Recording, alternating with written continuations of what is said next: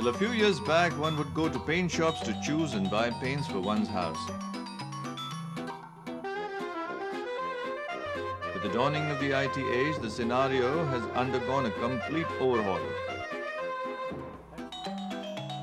But the net has bridged the gulf between the buyer and the vendor.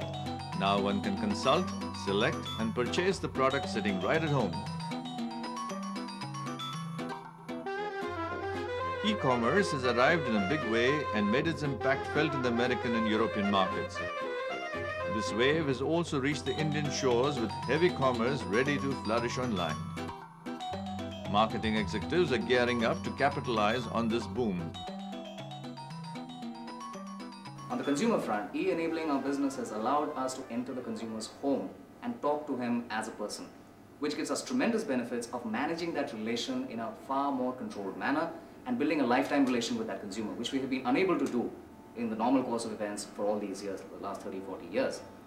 As far as the B2B part is concerned, the entire operations which we foresee will bring about tremendous efficiencies in the entire system, which otherwise would not have been possible in the world as we know it today.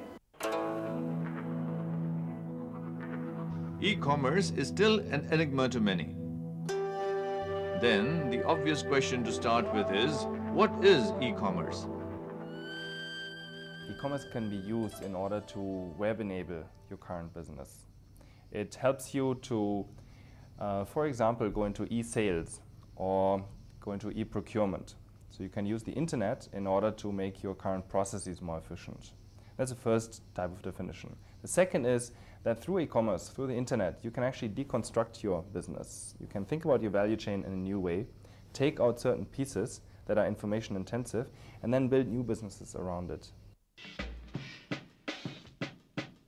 Many also consider the required physical infrastructure to be a part of e-business. The whole process apparently has a great future in India. Last year, without a framework or infrastructure in place, India managed to produce impressive results. The nation's online transaction generated rupees 450 crores in 1999-2000, of which rupees 50 crores came from retailing. The expectation now is of rupees 3,500 crores worth of transaction in 2000-2001, of which rupees 300 crores should come from retailing. If everything goes right, the figures would touch 15,000 crores in 2001-2002. All these projections are in view of the growing internet population in the country. Estimates suggest that internet users will grow from the current 5 million to more than 7.5 million by March 2001. I personally believe we would have at least 30% population of India being internet users in 2008. And if we cannot make 30% use internet by 2008, internet has not arrived in this country. I don't know what will be the population increase in the next 8 years. I have no statistics on that. I wish it does not increase. But if we say the population remains the same, then at least 300 million users are required by 2008 in internet. With the increase in internet connectivity, online orders are bound to go up. This is bound to reflect on the eBiz software solution market as well. Of total estimated software export of $4 billion, last year e-commerce related software and servicing earned $500 million. The amount may go up to $1.4 billion in 2000-2001.